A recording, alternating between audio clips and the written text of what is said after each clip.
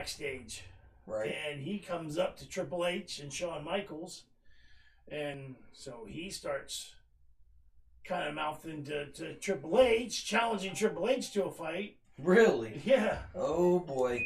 You know.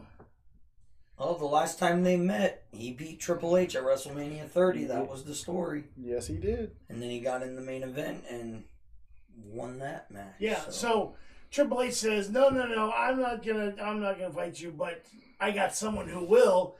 And right then, Shawn Michaels starts taking his jacket off. And Daniel Bryan looks over at him, and Shawn looks over, he's like, what?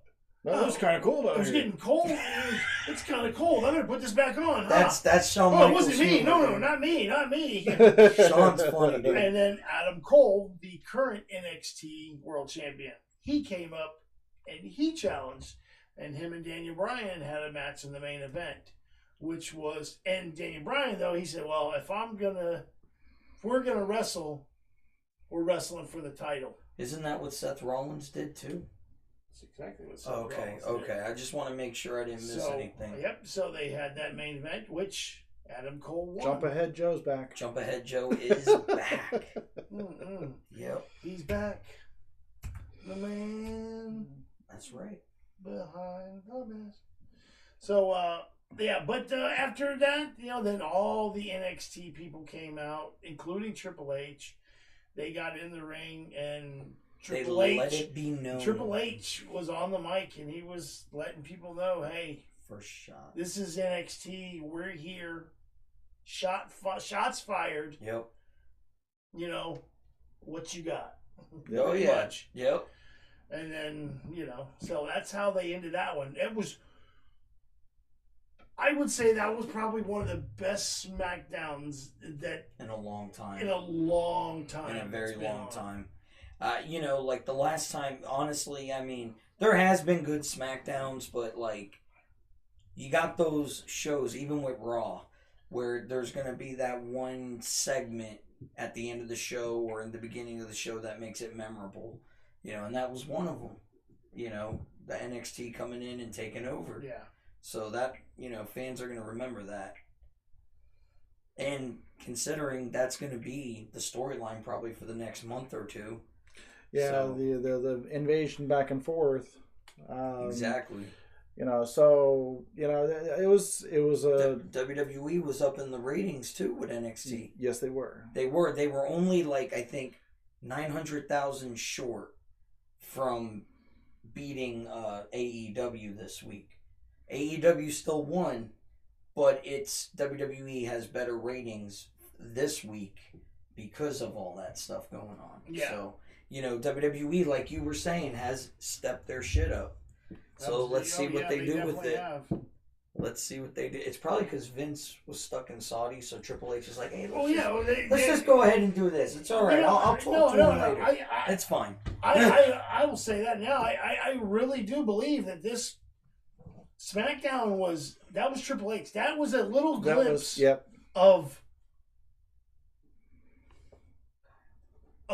That was a little glimpse of what it would be like with Triple H running things. Yeah. Me and Joy were talking about this last night about Vince McMahon. I don't take anything away from Vince McMahon. The guy, he revolutionized professional wrestling. Oh, without a doubt. He is the godfather of modern wrestling now. It wouldn't be what it is or where it is had it not been for Vince McMahon and what he did. Right. That being said, it's time for him to step down, though, because Vince is, I'm sorry, but Vince is, he's very much stuck in an old school kind of mindset on what wrestling should be and what wrestlers should be, what they should look like, all that. That's not where, the sport, the business, whatever has evolved. Oh, right. Without a doubt. And in itself, look what he did with the territories. That's where it all started. But it's just, people like those, think about it, dude. If you think back to the 80s, the 80s, and even into the early 90s. Oh, yeah, dude. Someone like Daniel Bryan, Vince McMahon would have never let him be, the world champion. Not in the 80s, no. There was no chance. Dude. They had to be. It was that era. They had to be, 6'4", or They had to be Ultimate Warrior, Macho Man, 300-pound guys, Hulk Hogan, those type of builds. Exactly. And Andre the Giant, because Andre was an attraction. Yep. So. But Andre the Giant was a massive, huge dude. So if Andre the Giant was the WWE champion, it would be believable. People would see him and go, yeah, I believe it. Oh, I believe that he's he can be the champ. No question about it. But, they see Daniel Bryan come strolling out and he's, taking on King Kong Bundy. He looks like Bundy's lunch. Exactly. It's like, okay, come on. Now, you're going to tell me that this yard gnome is going to take out, this mammoth man, The goat. That's like putting Joey up against Bill. Yeah. Yeah. But I've always looked, side note real quick, I've always loved those matches like a Rey Mysterio versus a big guy, Right. It was a good dynamic because it was cool because they were able to do stuff that, you won't see in a normal match. Right. You literally get to see a guy get flung from side to side of the ring. Right. You see Rey Mysterio or whoever pull off like, oh my God moments, like how did he do that? Yeah. I mean, it's coordinated, but I'm just saying that it's entertaining. I've always enjoyed that. Yeah, it really is. Yes, Kyle. Yes. I just read your comment. What up, buddy? So, once again, we are sorry for Case technical difficulties. into hizzy. We We are having some issues that, is kind of... Are we, Bradley? Are we really? Mm-hmm. Why? Uh-oh. Anyways, moving on. And moving on. So, but anyway. Aren't you glad he's back? Yeah. It was so quiet without me. I know.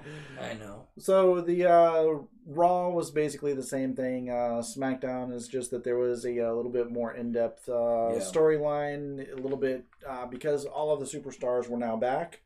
Which then in turn, made for a little bit more interesting for Raw, with the exception of the Bobby Lashley,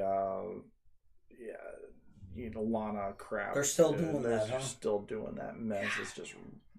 I mean, if they had matches in between all this, I'd say cool. But it's like the last thing I know of is at Crown Jewel. Right. Ooh, on the tag team match, but it's like. Yeah. You're trying to do a rivalry, man. Throw a damn steel cage on Monday Night Raw or something. So Bobby Lashley comes out with a pair of crutches saying that he can't face Rusev because malarkey. Because he tore his groin, and it wasn't at Crown Jewel, and it wasn't over the weekend, but satisfying his woman. And I'm like. Come on, man. I mean, I get they're trying to do kind of the smut stuff again a little bit, which it could work for them sometimes, but that's do we really want another Katie Vick, though? No. But see, Katie Vick died. Right. Kane's girlfriend. Yes. Triple H molested. Yeah. Oh, yeah, that's a bad dressed as Kane. Necrophiliac. Yep. Hunter Hearst Helmsley. Yep. He did it. But he's still the guy, man. He's still the man. Yep. Triple H, the King of Kings. Which kind of made for an interesting. Yep. It's cerebral assassin. He cracked open a cold one, and we ain't talking about a brewski. Woo! Wow, he went there. Whoa! Damn. That deserves once again. Woo! Here's the line. Woo! And I crossed it. Right. You did, man. You just freaking. So with Raw, once again, it was the same thing. Seth Rollins came out and he wanted to know, he basically, what's next for me? Blah blah blah. Poor me. And then next thing we know, Triple H comes out and he goes, whenever you doubted yourself after the Shield, who was there to pick you up? Whenever you were in NXT, who was there to push you to the next level? The Triple H. And then basically every accomplishment that Seth Rollins had was behind the game.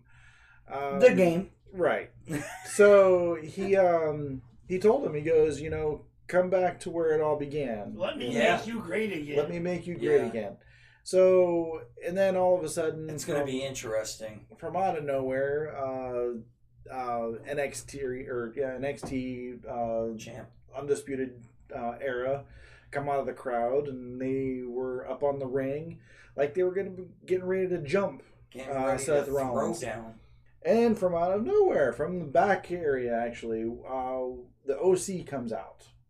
Mm-hmm. And they come chasing everybody down, and Undisputed Era gets the better of the OC, and then the rest of the roster comes out from behind this, backstage and chases off the NXT. So Seth Rollins was left in the ring, and he pretty much was, what's next? Yep. And he they took the belt off of him. Right. So, maybe it is a transitioning of his character into the next chapter. Right. You know what I mean?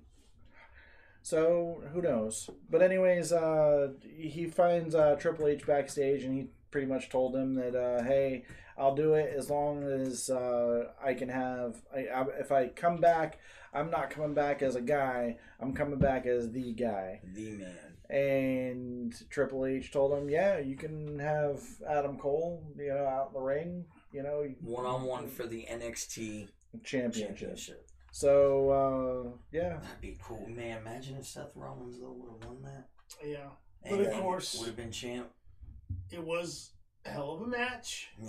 Yep. Until the Undisputed Era came out from underneath the ring. And they screwed it all up. And interfered and they cost the match to Seth Rollins. They got to build up the heat, bro. Yeah. That's what it is. They got to build up the heat. They're looking as the... really, it's kind of hard in this type of storyline yet to see who the heels are, because they're representing their brand. Shots fired. Right, exactly. So it's like, which side are the fans on? Who's pro NXT, who's pro Raw, who's pro SmackDown? Right, because you got I love it. NXT faces coming out and attacking Raw and SmackDown faces. It's about brand warfare. Yeah, exactly. That's just what it is. It's brand warfare. Where you will see villains. It's like with the heroes. 3 rival gangs that kind of hang out, in the same neighborhood, but in just 3 different areas. Warriors. Come out and play. Exactly. But it's kind of cool. It's kind of interesting. I'm digging it. I like it. I think this is going to be at least a few months. The next few months in WWE. Let me say, who would have thought Keith Lee and Matt Riddle would make a good tag team? Yeah, that was... contrasting styles, the personalities. Keith Lee, this big, bruising, powerhouse, kind of not real flashy. You know what I mean? He's low key, but and then you got Matt Riddle, hyper and high flying, jumping, flying around. Yeah, kicking off the shoes. Kicking. Like I said, that.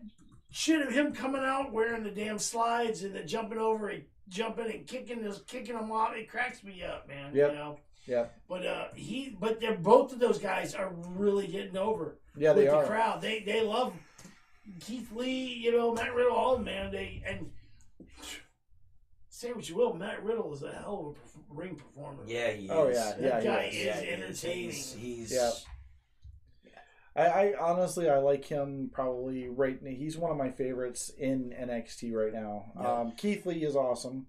I didn't really see much of Keith Lee except for his bout with Dijakovic. Which I like that guy too, man. It's a big powerhouse dude too. Yeah. I mean, they had a long rivalry NXT between has the got two. even before the WWE guys, as we all know, Baszler went back there, Breezango went back there, right? And they're doing well. They've had a bit of a resurgence in NXT, with their popularity. Of course, Finn Balor was huge going over. Oh yeah, man. And I said this to Joey, I said to Brad earlier, and I'm going to say it to y'all now. This is what I think. I think a Survivor Series. I think Seth Rollins turns on Raw and goes NXT. I see it happening. I think that's what's going to happen. Good Were you listening? I see you back there trying to fall asleep. Did you hear you what better that stop. Man said? Listen. Seth Rollins turning on Raw. Pay attention. Man. I've about had it with that guy. I'm telling you, man. I thought you threw him out. Never mind. Whatever. That's it. It's cool. Yeah. Sorry for the rest of you, the live studio audience and everything. Sorry for the rest of you. Yep. You have to have that one asshole that wants to ruin it for everybody. I swear to God. There's a new car underneath of all y'all seats except for you, asshole. Sorry, folks. Yeah. Sorry, you had to see that. Yeah. We don't like to get like this. Especially, I had a week to think about it. I was cooled down in the fishbowl. Now you're getting my blood pressure going. Yeah. That's it. God, man, you're really getting into it, man. I'm a sick brat on you. Except for weird, a little backfire now. Joey's craving brine shrimp omelets, so that's friggin' weird. Yeah. But you know how long it took me to stop doing this? We actually had to put some of that in his water. You know how long it took me to stop doing this? Yeah. A week straight, my lips were like that. Yeah, he ate a peanut butter and fish flake sandwich. That's it, man. Right before the show. You know what? Disgusting. He wouldn't even feed me the good fish food. He had to go and get me just a little Pebbles. It was great value. Great value. Yeah, it wasn't even fish food. It at least got me the tropical stuff. It's not in the budget. Okay, that's it. That dust, the dust and crumbs that's in the bottom of cereal. That's what I sprinkle in the tank. Yeah, but and then you kept complaining. Well, the stuff you were giving me, man, it just kept making me go. Yeah. And then you kept eating it. That's it. So for those of you who don't know what we're talking about, Halloween episode, they turned me Nope. If they didn't watch it, then they don't deserve to know. That's right. I'll tell you. You should have been there. I'll do a Facebook thing. They can go back and watch the show, Joey. Or you could go back and click on the episode so you can give us the views. We appreciate that. Bradley? So, nothing? All right. I just want to say real quick. Before we get to the Wednesday NXT AEW stuff, NWA Power Hour on Tuesday. Okay. Main event. It was just, basic show, nothing major, just, Tim's always, the studio stuff, Thunder Rosa is a new chick who showed up, attacked the NWA Women's Champion. But the main event was the real thing I want to talk about, and that was Colt Cabana versus Cowboy James Storm for the NWA national title. Okay. It was a good match, entertaining match. Colt Cabana won at the end. Colt Cabana is the new NWA national champion. Wow. So and he won it clean. He won it clean. It was good. And transition time. James Storm. James Storm kind of just looked at him, gave him a thumbs up. To Colt Cabana in the ring, got out of the ring, he looked at Mr. Anderson, pointed at him and said something. I don't know, but it didn't seem like he was giving him a thumbs up. So I probably wanted to give him a middle finger for him. But right congrats to Colt Cabana, new NWA national champion. Congrats. Yeah, man. Which means, because he already made it clear about the NWA Heavyweight Championship, he is eyeballing that. So James Storm. Oh yeah, he wants. So this is the transition time now. Yeah. Not that he needs a transition, but because he had a belt, they're going to put it on another guy first before he goes for the other one. Yeah. So don't you promoters act like you don't do that shit. We know. So on to Wednesday night NXT. Yes. It starts off with the OC outside Full Sail attacking and beating up Undisputed Era. Oh boy. And then they came inside and went straight to the ring. And AJ Styles is like, so, this is NXT, huh? Yep. And then, they talked a little trash, talking about we're here, what's up, and Tommaso Ciampa come out. Right. Yeah. He talked a little trash back to him, and they said, well, at least you're the only one who had the balls to come out here and say something to us. Yep. But there is only one of you, and there's three of us. Right. And he said, well, I think I could get a couple people to come out here. And who strolls out with him? Keith Lee and Matt Riddle. Mm-hmm. So now there's your 3-on-3. Main event is set. Oh, yeah. The AJ Styles and the OC versus Tommaso Ciampa and Matt Riddle and Keith Lee. That was a decent match. Yes, it was.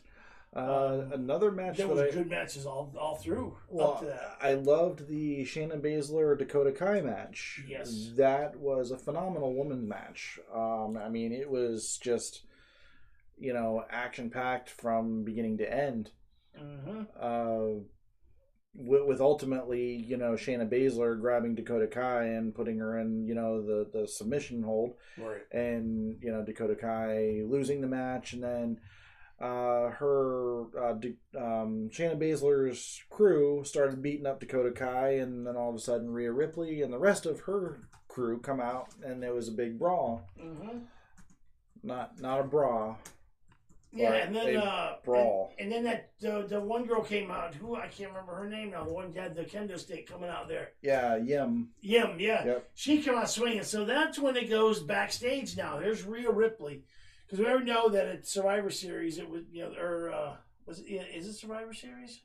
Yeah. Yeah, Survivor Series coming up. That's the pay-per-view.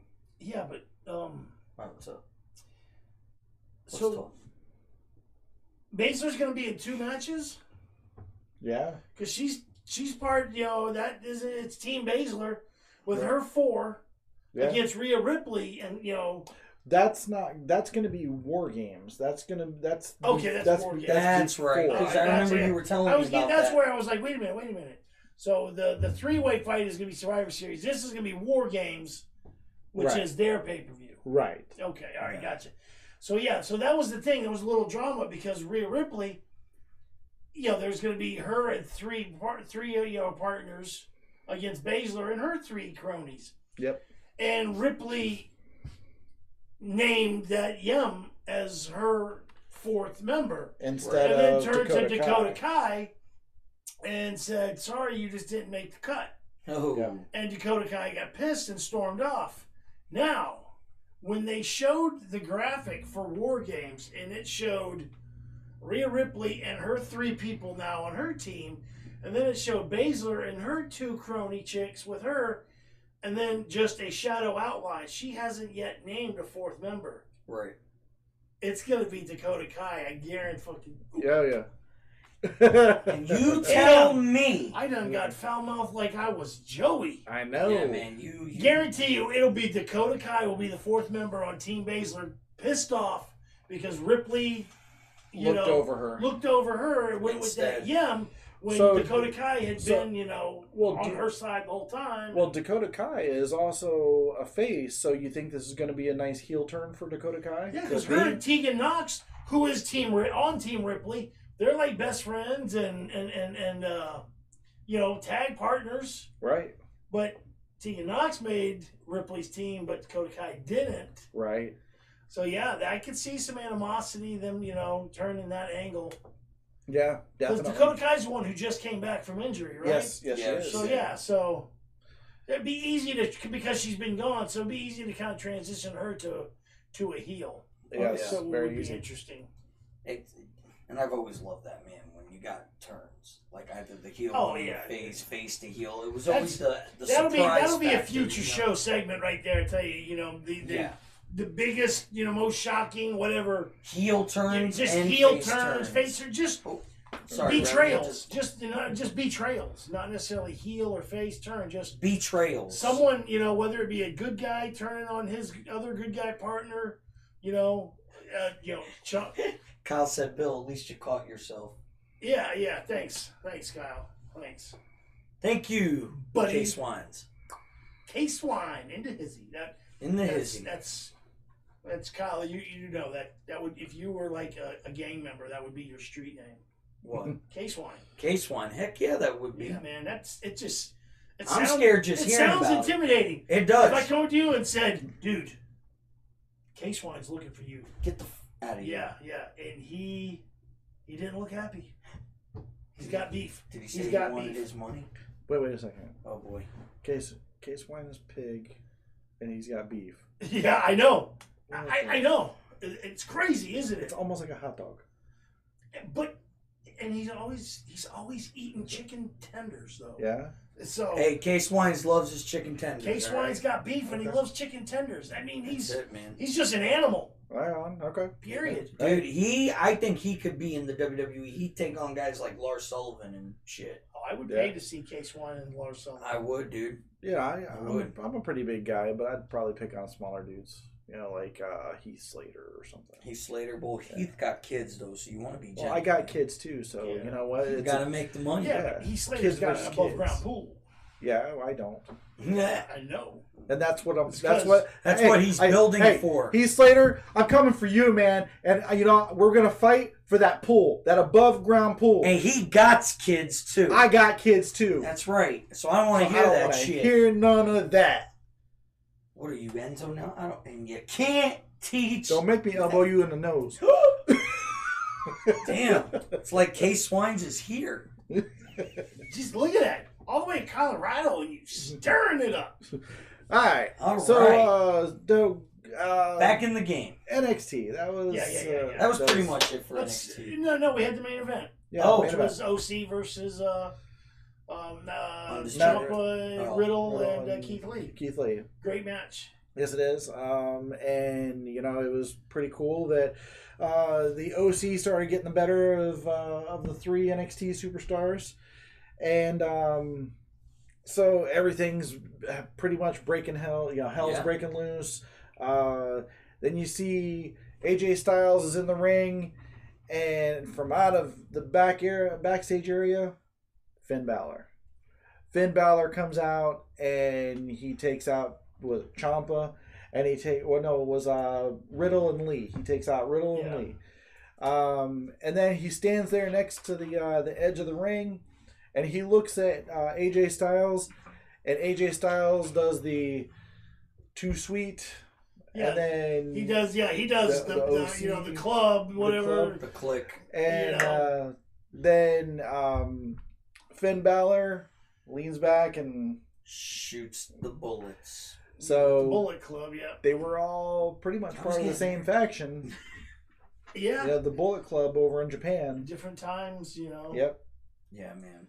The Bullet Club and then Balor Club. The Bullet Club was pretty much the equivalent to the NWO. Right. You know, it was just, they had many members, not all at once, but I mean, throughout the years. But see, that's the thing is Anderson and Gallows, who are with part of OC with AJ, they were part of Bullet Club, you know, with Finn.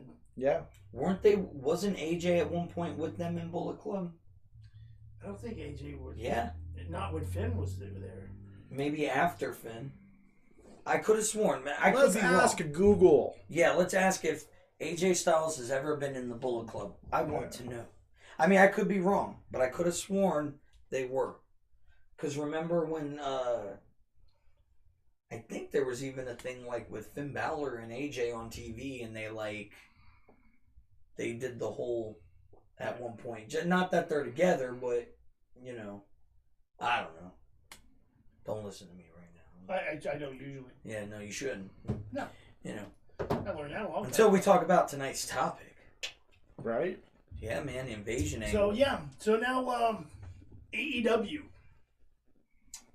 Again, AEW. Solid show, another solid show. Yes. It was the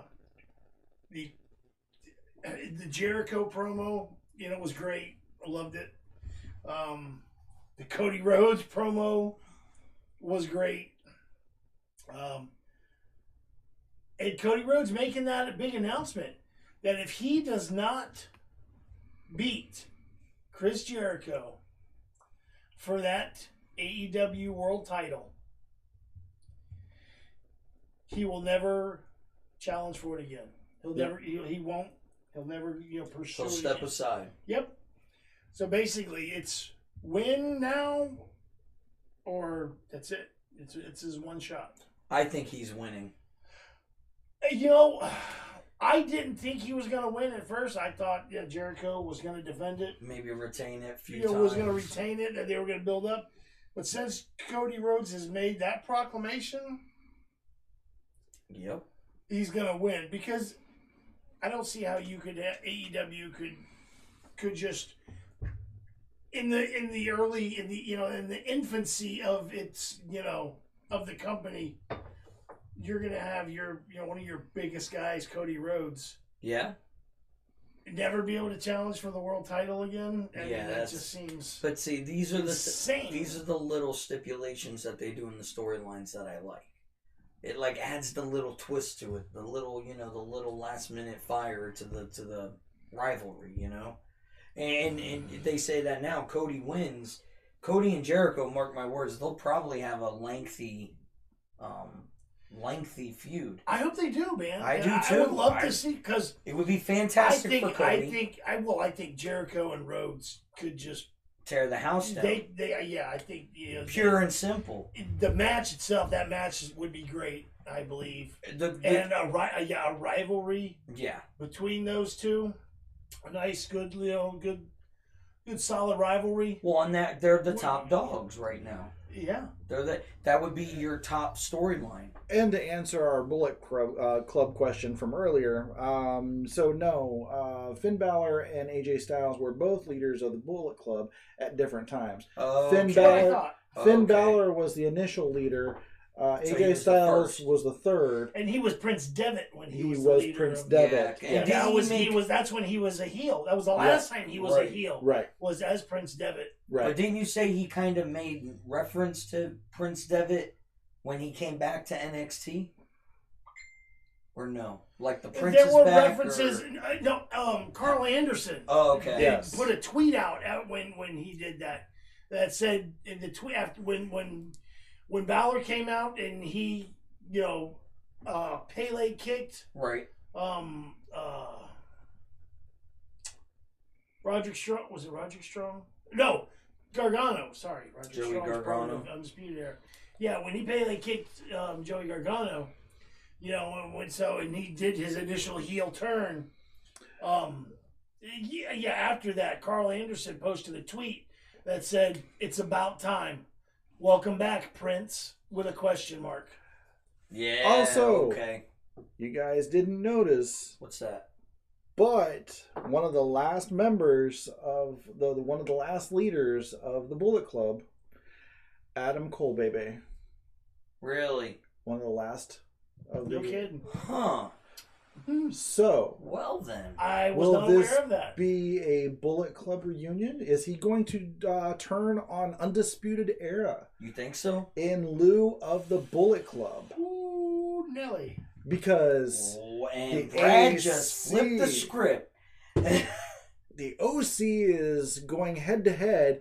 Are they trying to reclaim one of their brethren? I mean, could be. The Asian's back. This could be I want an egg roll. He does that every time. This could be a huge storyline for NXT, which is probably the reason why he went back to NXT. How's this? How about this? It's okay. Here's an interesting scenario. Okay, go ahead, Bill. We use it with Adam Cole. We got Adam Cole and now Finn Balor. Right. There's all this Seth Rollins shit going on. What if Seth Rollins turns on WWE, on WWE, going with NXT. Right. They do that. And then, amidst their celebration, Seth Rollins, and maybe he joins, basically, the Undisputed Era turning on Adam Cole. Right. That could be. They can turn on Adam Cole. So, and, with Finn Balor coming in, to take control back, to reform. There's so many things they could do, so many ways they could go that... The possibilities are endless. It is, because you have all these, they say, what? Too many chefs in the kitchen. That's just it. You talk about Bullet Club here now, and you talking about there's three former leaders of Bullet Club involved in this. AJ Styles, Finn Balor, and Adam Cole. All in the same, just intermingling with one another. It's got the potential. Yeah, this one could turn on that one. There could be a double. It could be a double turn. You know what I mean? Right. It could be. And I think that'd be great. I mean, but these are going to be the diehard wrestling fans that watch outside of WWE that'll realize this. Right. Which there are a lot of them. Yes. So it's kind of something for them. Now, the only thing I hope is that maybe I'm hoping Triple H is in control of that and not Vince. Because to see what we want to see may not happen if Vince is running it. Right. Mad respect for Vince. I'm just saying. Yeah. So, with that said, is there anything else we need to cover before we get into it? I think that we're done with the AEW and NXT and everything. Yeah. Yeah. So take it away, Munchkin Man. That's me. Okay. So, the invasion angle. I will say this. One of the angles that had the... I just... Oh, sorry. So the invasion... Yamanashi! Calm it down. I'm sick of it. Alright, anyways. So the invasion angle. One of the angles that, to me, it was entertaining, and I think Vince was so... He was so gung-ho with it that I think he should have waited a little bit before he did it, because I think it would have been better. And there's many reasons for that, and I know you're going to probably talk about some of that. Reason being is because there was only certain superstars available at the time when Vince bought WCW. The rest that were still under contract were, you were telling me, weren't they? They were home for like a year, still getting paid. They didn't have to be on TV. That was something Vince Russo and Bischoff did.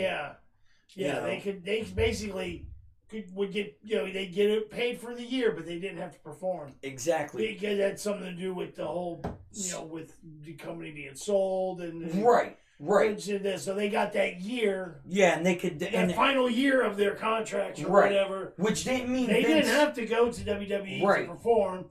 They could just get paid for that year, and then they're on their way. They were on their own to do whatever. Yeah. Now, just to paint the picture, ladies and gentlemen, WCW at the time, the main stars that were there still, Sting had came back for that one night, for the last Nitro, because if there was anybody that should have been on the very last Nitro, it was Sting. In that main event against Sting was the other person that, if there's ever going to be a last Monday Night Nitro, was Ric Flair. So they did that match in the main event, and to me, it couldn't have been a better main event. Right. Those two were the ones that needed to end it for WCW. Oh, absolutely. You know what I'm saying? I agree. But now you got Scott Steiner was still there. He was champion the last Nitro. Got into a title match with Booker T. Booker T wins. Right. So Booker T, at that point, is he going to be the last WCW champion? So within that night, Monday Night Raw's going on too. Don't forget the Monday Night Wars. WWF at the time, WCW. Well, all of a sudden you see on TNT, you see footage coming in from Vince McMahon's show, Monday Night Raw, on their Titantron. And vice versa. You see footage coming in on Monday Night Raw's Titantron from Nitro. Right. Happens to be Shane McMahon shows up to WCW. Yeah, he was at their event. A mouth-dropping moment. In a WCW ring on Monday Night. On WCW's network, the TNT network. You know, that was like, what? Yeah. What is this? You know? And again, I mean, you know, when people saw that, Vince McMahon was already in a storyline where he was bragging in the beginning of the show, I have purchased my competition. I will be the owner of WCW. Mm-hmm. So it was, that was the first start of it, and it was turned into something that I think people expected more out of. But, yeah, and I did too. This guy right here did. But as a fan, I still thought it was interesting. It was cool. They had twists. They had betrayals. Who was going to be with WCW? Who was going to be with ECW? Who was going to be with WWF? On a quick side note, sorry to interrupt, but also I want to make note that Dakota Kai, whenever she was wrestling Shayna Baszler, she put Shayna Baszler in the Rings of Saturn. Really?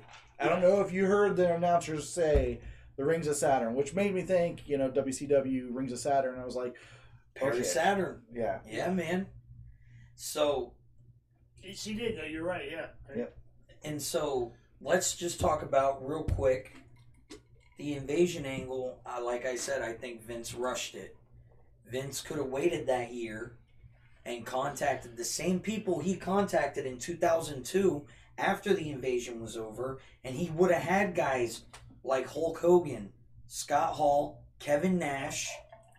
He would have had Jim Carrey in the bloopers, a liar, liar. Anyways, Brad's peeing in a cup. He is. Man, that is yellow. You need to drink water, son. So. Strong smelling, too. You had asparagus before we got on the air? Tastes like asparagus. Right on. So, Scott Steiner. Smells like a Yeti pissed in the corner. Yes, it did. Scott Steiner. All these guys that could have been a part of the original. Goldberg. Yes, thank you, Kyle. Goldberg, who came in. Gilbert? Who came in, huh? Gilbert? Gilbert. Well, Gilbert was long gone. Oh, damn. So Goldberg, these are the household names. Goldberg, Sting. the angry. Right. The angry mathematician. Instead of them doing that, they had who Vince was able to get at the time. Booker T was competing. Angry accountant. Diamond Dallas Page. Angry Those are Garden two big names in itself for WCW. Angry Garden Gnome. Yes. Very angry. Two guys in WCW that were big at the time, Booker T, Diamond Dallas Page. They showed up. Diamond Dallas Page started as a stalker for The Undertaker's wife, Sarah. And after so many vignettes and so many weeks, he shows up. He says, I'm going to reveal myself. Yeah. He reveals himself. It was a cool storyline to begin with, but then it kind of trailed off. Egg rolls. He's acknowledging the Asian. Yes. All right. So every time he pops up in chat, I instantly want an egg roll and some bourbon chicken. Absolutely. So WWF Vengeance 2001 comes up. Rangoons. The very first night that they are going to crown the very first undisputed champion. Would you shut the freak up, man? God. The undisputed champion, Chris Jericho, beats Stone Cold and The Rock in the same night, because he never lets us forget. The same damn night? The same damn night. What, Willie, you son of a bitch? So, the same damn night. That night, in the match with Austin, Booker T shows up. Booker T screws Stone Cold Steve Austin. Like, literally? Out of the was there sand? And that's what started the whole Booker T Cold feud. Well, yes, but before that I was wrong. Correction, it was a triple threat match in 2001 with Chris Jericho, Chris Benoit, and Stone Cold Steve Austin, King of the Ring. Booker T pops out of the crowd and puts Austin through an announcer's table. That was Booker T's debut into WWF. 5? The title thing I was talking about, and I apologize, ladies and gentlemen, was after the invasion angle, when Booker T and Austin's rivalry started. Yeah. So, anywho, that put 10 minute, my friend. Who wanted the poo-poo platter? I don't know, man. Combo number 5. Hey, did you get the poo-poo platter? No? What about you? That we told you to leave. Did you get it? You need to wake the fuck up, man. I'm done. Yeah, Man, y'all Y'all talking about my mouth. Y'all the savages. Asian angle. The Asian angle? The Asian angle, yes. Yeah, that's... and we are definitely not going to get anything in Asia as far as a market. Yeah, we've just lost Hong Kong. Yep. Oh, there goes Japan. So... we still have Thailand. We do still have Thailand, yes. No, to me, man, WWE, they so dropped the ball with that invasion angle. Oh, yeah. It could have been so much cooler. It really could have. But then again, I mean, so there's a lot of stuff going on in WWE at the time, or WWF, that could have been a lot cooler. I mean, we had a lot of, as Chris Jericho would say, poor writing. Yes. You know, we had the whole Undertaker, you know, corporate ministry thing, which I thought was okay. It was interesting. I dug it. Really, Bill? Need to take that, man? Really? Yeah. You need to answer that? Or you good? No, I mean, I'm good. All right, right on. So... I mean, we're doing a show. I mean... Yeah, you know, the invasion. The Asian angle.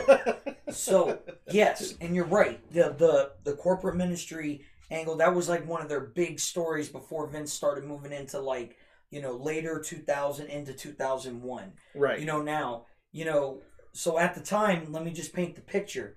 Vince's top guys at the time, Angle, Austin, Rock, who was making a movie at the time but came back in the middle of the invasion angle, Kurt Angle, no Triple H. Don't forget, Triple H tore his quad. Right. He was not in this storyline, and I think it would have made it better if he was involved. But Shawn Michaels, I don't think, was in it either, because I think he was going through his whole rehab stage. He was that 4 years that he was gone. Because they tried to write him off because of a bad back. Yeah.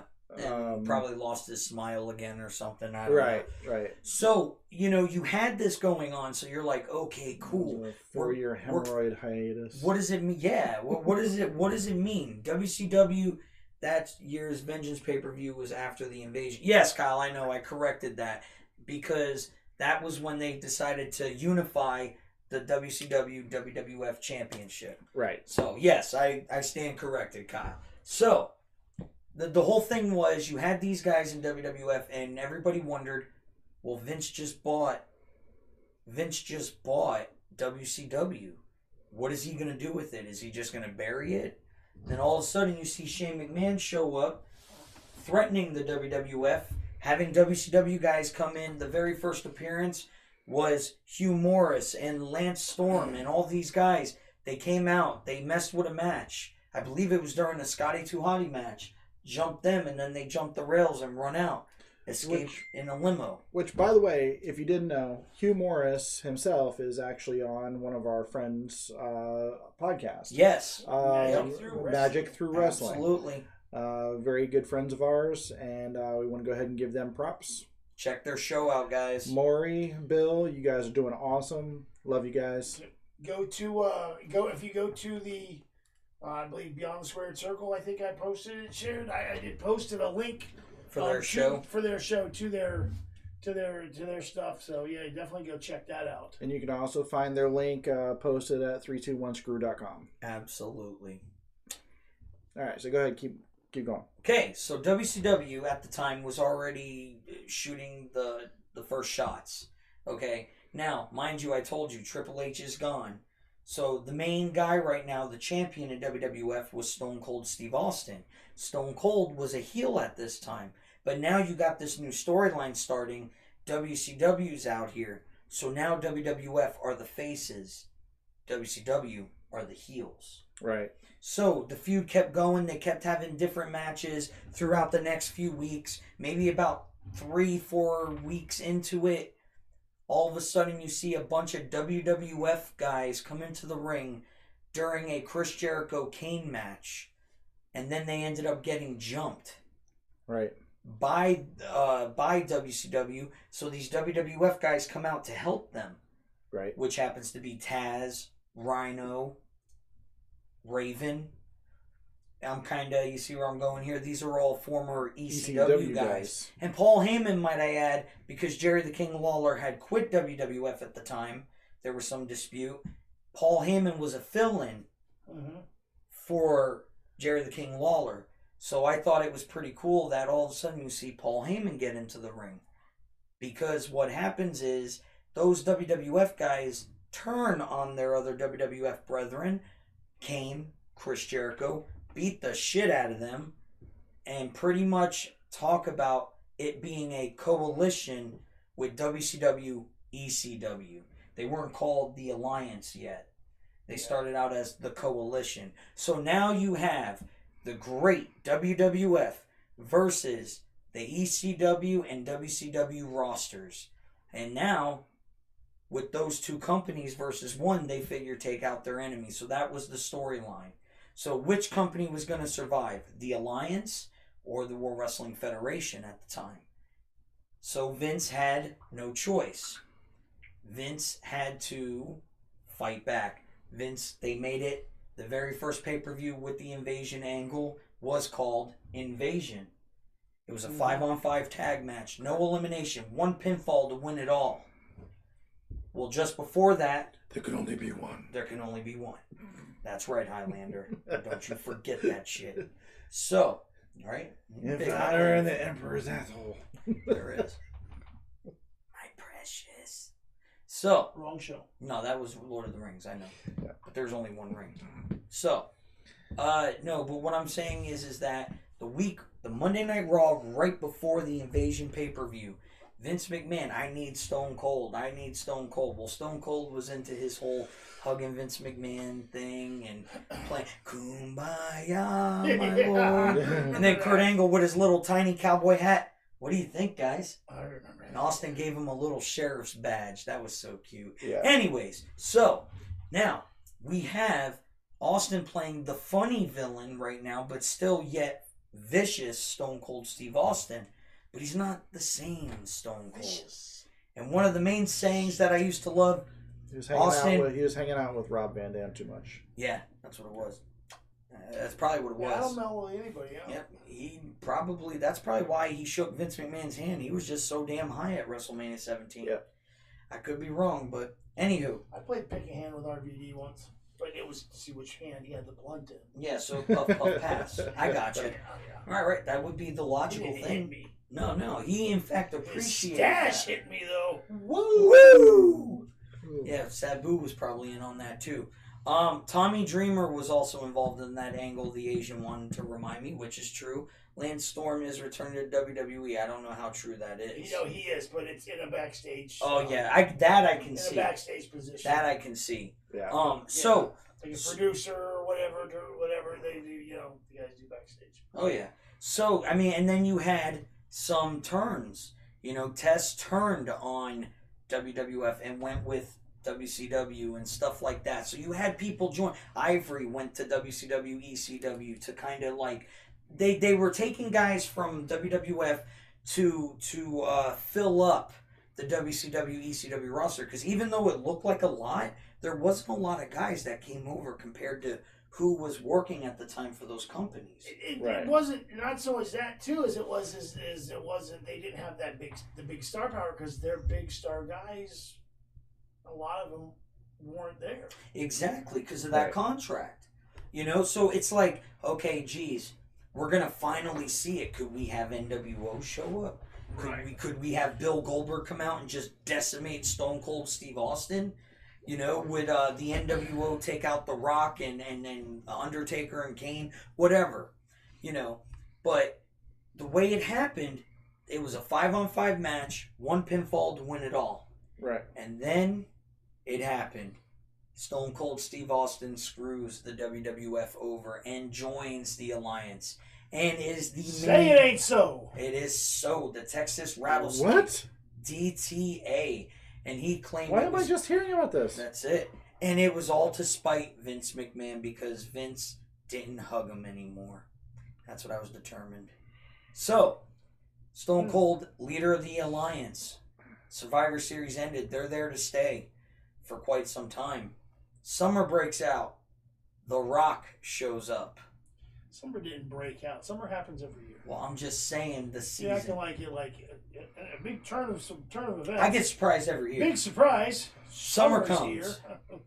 And now, The Rock shows up. So The Rock's around for a few pay-per-views. He does SummerSlam. He ends up fighting the WCW champion Booker T. Ends up winning the WCW championship, which, oh my God, this WWF guy just won the championship. Yeah. Okay? It was going back and forth because Kurt Angle had won it for one night previously on a Raw, but then lost it again to Booker T. So this stuff was going on. Champions were changing champions from show to show. And it was something you thought you would never see before. Right. So then now you're leading up to Survivor Series 2001, where winner takes all. 5-on-5 classic Survivor Series match. Vince's 5 best versus the Alliance's 5 best. Now this is where it sucked, in my opinion. Because I just want to paint a picture. If you had to pick, Bill, well, he's frozen, so I'm going to go to Bradley. If you had to, and Bradley's frozen, so I'm going to pick 5-on-5, the best of the best, sir, with honors. The best of the best? Of the best of the best, sir. Of the best? Men in Black reference. Eric Roberts? Eric Roberts, yes. Ooh. Okay, so you would have Kane, The Undertaker, just like it was. They would still be on the team. Then you would have Kurt Angle, just like it was, on the team. The Rock and Stone Cold Steve Austin, if I had it my way. The other way, for WCW, I wouldn't have had ECW involved. I would have done 5 of best WCW guys and bring ECW later down the road. You could have had guys like Sting, guys like Ric Flair, Hulk Hogan, Scott Hall, and Kevin Nash, or you could even throw Steiner in there. I mean, there were so many guys that you could have put in there. But instead, it wasn't. And what happened was Kurt Angle, who defected... Asian, shut your mouth.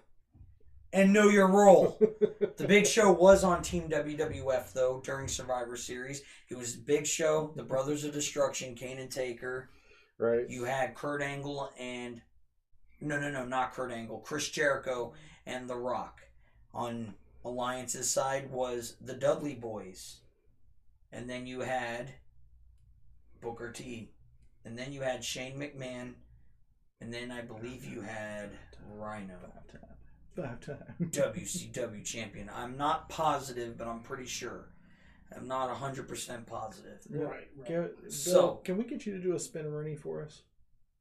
Oh no, Kurt Angle. I'm sorry, Kurt Angle was on Team Alliance. Okay. With Stone Cold, and I believe it was the Dudleys and Shane McMahon. And they went on to face that Team WWF.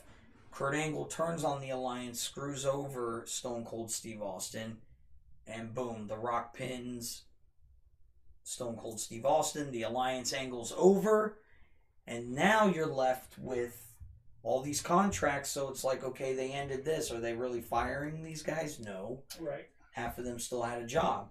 What pissed me off was later after the invasion angle, because they didn't wait near WrestleMania time before No Way Out in 2002. The original 3 NWO members come out. They were brought there. Vince McMahon. Yeah. And so now I'm thinking, He injected the NWO with poison. Exactly. And now Ric Flair at the time was back with the WWF. So there's 3 names or 4 names right there.